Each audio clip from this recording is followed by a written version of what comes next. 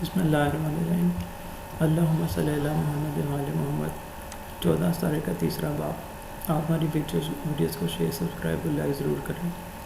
دستاویز خلافت۔ سرور کائنات علیہ السلام نے ابتداء اسلام سے لے کر زندگی کے آخری ایام تک حضرت علی کی جانشینی کا بار بار مختلف انداز و عنوان سے اعلان کرنے کے بعد بوقت وفات یہ چاہا کہ اسے دستاویزی شکل دے دیں، لیکن حضرت عمر نے بنی بنائی اسکیم کے ماتحت رسول کریم کو کامیاب نہیں ہونے نہ دیا اور ان کے آخری فرمان کلمہ دعات کی طلبی کو بکواس اور ہذیان سے تعبیر کر کے انہیں مایوس کر دیا، جس کے متعلق آپ کا خود بیان ہے کہ جب حضرت صلی اللہ علیہ وسلم نے اپنے ملج الموت میں حق کو چھوڑ کر باطل کی طرف جانا چاہا تاکہ علی کے نام کی صراحت کر دیں، تو خدا کی قسم میں نے حضرت صلی اللہ علیہ وسلم کو منع کر دیا اور حضرت علی کے نام کو تحریراً ظاہر نہ کر سکے۔ امام غزالی ہی فرماتے ہیں کہ رسول اللہ صلی اللہ علیہ وسلم نے اپنی وفات سے قبل اصحاب سے کہا کہ مجھے کلمہ دعات دے دو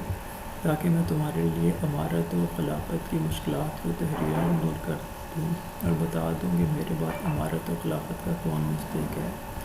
مگر حضرت عمر نے اس وقت یہ کہہ دیا کہ اس مرد کو چھوڑ دو، یہ ہذیان بک رہا ہے اور بکواس کر رہا ہے۔ خلیفہ کا تقرر اور تواریخ فرہنگ۔ مورخین اسلام کے علاوہ مورخین فرہنگ نے بھی حضرت علی کے استحقاق خلافت و نمایاں طور پر خلیفہ مقرر کیے جانے پر مکمل روشنی ڈالی ہے۔ ہم اس موقع پر مسٹر ڈیون پورٹ کی تحریر کا ترجمہ پیش کرتے ہیں کہ ان دونوں فرقوں سنی و شیعہ میں سے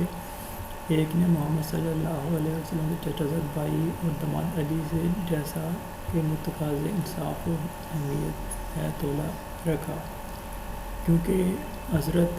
علانیہ طور پر ان سے محبت و الفت رکھتے تھے اور کئی بار ان کو اپنا خلیفہ بھی ظاہر کیا تھا، خصوصاً دو موقع پر۔ ایک جب حضرت صلی اللہ علیہ وسلم نے اپنے گھر میں بنی ہاشم کی دعوت کی تھی اور علی نے بواسطہ تمسخر و توہین کفار اپنا ایمان ظاہر کیا، حضرت نے اپنی باہیں اس جوان کے گلے میں ڈال کر چھاتی سے لگایا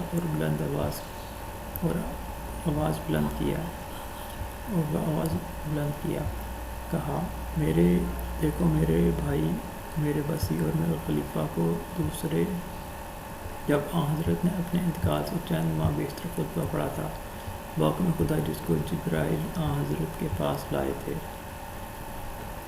اور یوں کہا تھا کہ اے پیغمبر، میں خدا کی طرف سے آپ پر صلوات و رحمت لایا ہوں اور اس کا حکم آپ کے پیروں کے نام، جس کو آپ بغیر تاخیر کے سنا دیجیے اور شریروں سے کوئی خوف نہ کیجیے، خدا آپ کو ان کی شر سے بچا لے گا۔ اور خدا کے حکم کے مطابق حضرت صلی اللہ علیہ وسلم نے انس سے کہا کہ لوگوں کو جمع کرے، جس میں حضرت صلی اللہ علیہ وسلم کے پیاروں اور یہود و نصرانی اور مختلف باشندے بھی حاضر ہوں۔ یہ جمعیت ایک گاؤں کے پاس جمع ہوئی جسے غدیر خم کہتے ہیں اور نواز شہر جوفہ میں مکہ اور مدینہ کے درمیان واقع ہے۔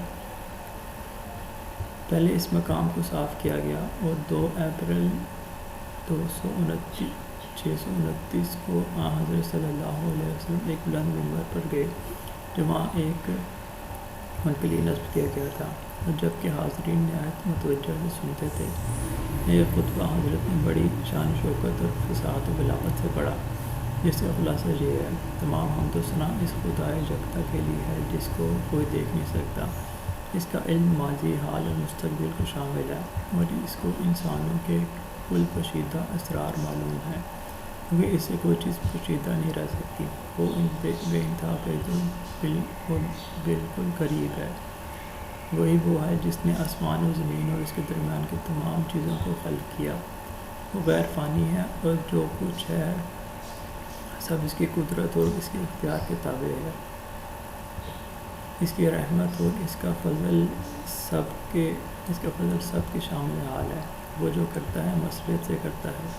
جو نزول عذاب میں ٹال مٹول کرتا ہے، اس کا سزا دینا رحمت سے خالی نہیں، اس کی ذات کا بھید ممکنات کو معلوم نہیں ہو سکتا۔ آفتاب و مہتاب اور باقی اجرام سماوی اسی کے علم سے اپنی راہ پر جو اس نے مقرر کر دی ہے چلتے ہیں۔ بعد ہم خدا واضح ہو کہ میں خدا کا صرف ایک بندہ ہوں۔ مجھے خدا کا حکم ہوا ہے کہ میں اس کی تعمیل میں سر نیاز با کمال ادب و خضوع جھکاتا ہوں۔ سنو، 3 بار جبرائیل میرے پاس آ چکے ہیں اور تینوں دفعہ انہوں نے مجھے حکم دیا ہے کہ میں اپنے تمام پیروں سے خواہ گورے ہوں یا کالے،